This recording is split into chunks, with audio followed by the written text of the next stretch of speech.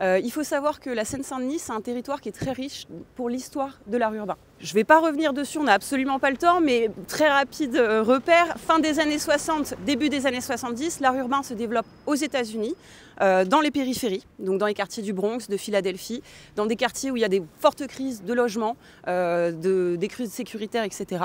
Et c'est des jeunes, des adolescents qui vont s'emparer de bombes de peinture pour aller écrire leur nom sur les murs. Ça commence vraiment avec le graffiti. En France, ça va se développer plutôt dans les années 80. Et contrairement aux idées reçues qu'on a, que ce serait la banlieue qui serait pionnière, c'est faux.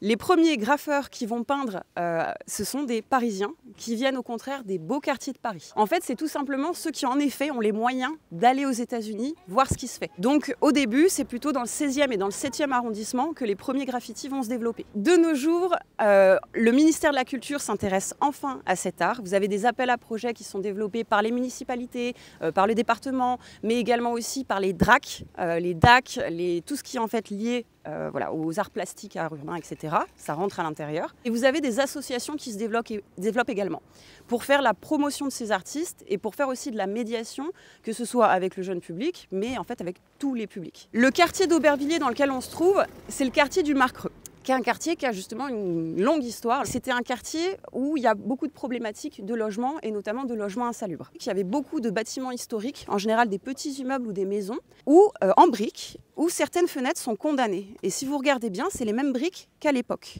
En fait, ça s'explique par un impôt qui existait avant, qui était l'impôt sur les fenêtres et les portes. Plus vous aviez de fenêtres et de portes dans votre appartement, plus vous deviez payer cher. Donc certaines personnes, pour faire réduire leurs impôts, condamnaient leurs fenêtres.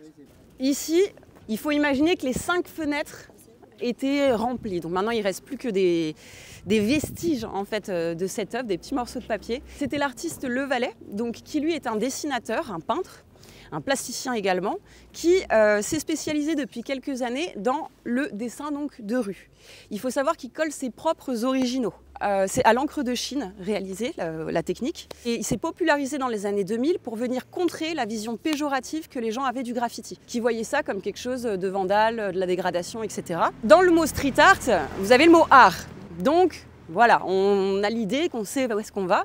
Mais le problème de ce terme, c'est que c'est devenu un terme complètement imparfait, un terme fourre-tout en fait, dans lequel vous allez retrouver toutes les techniques possibles de l'art urbain, donc le graffiti, l'affiche, le pochoir, l'installation, la mosaïque, etc., etc. Donc c'est aussi pour ça que certains artistes ne revendiquent pas ce terme et ne se reconnaissent pas à l'intérieur, parce que c'est aussi un terme qui a été créé par les marchands d'art et les journalistes pour vendre les productions d'ateliers qui étaient faites. Je vous disais donc que l'art urbain va forcément s'institutionnaliser, etc. Et ça va notamment passer par la professionnalisation de ces artistes par des commandes. Vous avez des commandes privées et des commandes publiques. Ce que je trouve intéressant sur ce bâtiment, c'est que vous avez les deux de chaque côté. Donc là, je vous montre d'abord la commande privée qui a été passée par l'entreprise Costella, qui est l'entreprise qui est juste, à qui appartient le bâtiment et la cour juste extérieure à côté. L'artiste qui avait été retenu pour peindre cette façade, c'est l'artiste qui s'appelle Café Corset. Et comme vous pouvez le voir sur cette composition, on est dans une commande, on le constate quand vous regardez sur le bateau, on voit le nom de l'entreprise, Costella. Et après, vous avez plein de détails, on est dans une ville un peu futuriste où l'artiste va faire sa propre interprétation aussi, justement, de l'environnement qu'il a vu tout autour, de la ferraille qu'il a pu apercevoir. Et cette fresque est monumentale. Elle fait plusieurs centaines de mètres de long parce qu'en fait, elle continue vraiment de long en large. Et de l'autre côté, ici, vous avez une œuvre qui a été réalisée dans le cadre donc, de la Street Art Avenue. Donc la Street Art Avenue, qu'est-ce que c'est? C'est en fait un projet qui a été mis en place en 2016 au moment de l'Euro de football. Donc là, on voit que ça fait aussi écho avec les JO. Une volonté en fait de 3 villes, la ville de Paris, la ville d'Aubervilliers et la ville de Saint-Denis, mais également pleine commune, de dynamiser le canal. Donc d'essayer aussi de ramener de la couleur sur ce canal en faisant intervenir des artistes sur justement des grandes façades d'immeubles, du mobilier, de la cimenterie, des roulants, en fait sur plein de choses qu'on va retrouver tout au long du canal. Au départ, Pleine Commune et les villes donc, que je vous ai citées passaient par de la commande directe à des artistes. Ensuite, ils sont passés par des appels à projets, mais n'étant pas spécialisé en art urbain, le jury qui sélectionnait les candidatures, eh bien, il y a eu des tensions avec des artistes du territoire. notamment à vouloir valoriser absolument cette étiquette street art, donc je vous dis qui fait débat en fait dans le milieu. Les artistes du territoire, les artistes historiques l'ont très mal pris.